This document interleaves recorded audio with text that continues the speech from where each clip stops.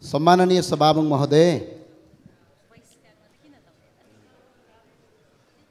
सत्ताको नशा यस्तो लाग्छ कि मान्छे आफूलाई भगवान सम्झन्छ, जनताको भलाइ बिर्सिएर केवल आफ्नो स्वार्थमा लिप्त रहन्छ।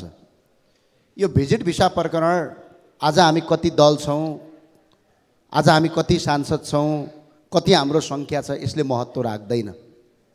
अहिले त्यो बिक्री र जसरी बेचिएका जो नागरिक छन् ती नागरिकहरू के रापरबाका र रासपाका मात्रै हुन् त?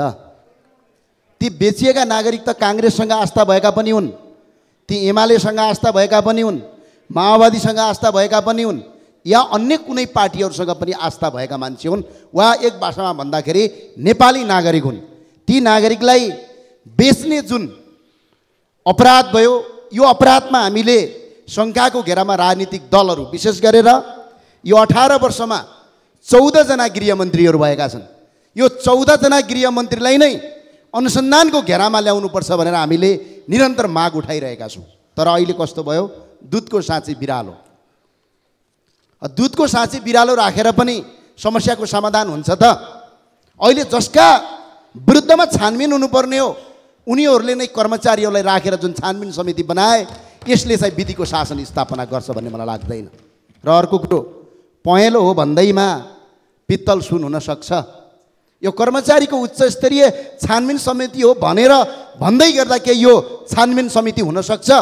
यो त निगाह प्राप्त गरेको एकैछिनका लागि अझ यो अपराधलाई कसरी ढाकछेप गर्ने, यो भिजिट भिसा प्रकरणमा संलग्न भएका यी 14 जना गृहमन्त्रीहरूलाई कसरी उन्मुक्ति दिने भनेर ल्याइएको यो नयाँ प्रोपेगेन्डा हो। यो प्रोपेगेन्डाका विरुद्धमा राष्ट्रिय प्रजातन्त्र पार्टी सडक र सदनमा हामी एकजुट। यो छानबिन समितिले न्याय दिन सक्छ। माननीय सभामुख महोदय, म अहिले पनि अपिल गर्न चाहन्छु, सङ्ख्याका आधारमा यो मुद्दालाई निस्तेज नपारियोस्। यो मान्छे बेच्ने प्रक्रिया हो। आज यो देशमा त रोजगारी दिएन, तर त्यही रोजगारी पाउँछु भनेर आज विदेशमा गएका दिदीबहिनीहरू दाजुभाइहरूलाई बेचेर कमाएको रगतको श्राप लाग्छ। यो कुरा हामी सबैले संसदमा एकजुट गर्नुपर्ने कुरा हो। यो कुनै पार्टी र कुनै दलको कुरा होइन। सम्माननीय सभामुख महोदय, म अन्य दलका साथीहरूलाई पनि भन्न चाहन्छु, यो कुनै राजनीतिक स्वार्थ र सत्ता स्वार्थको कुरा होइन, यो मानवताको कुरा हो।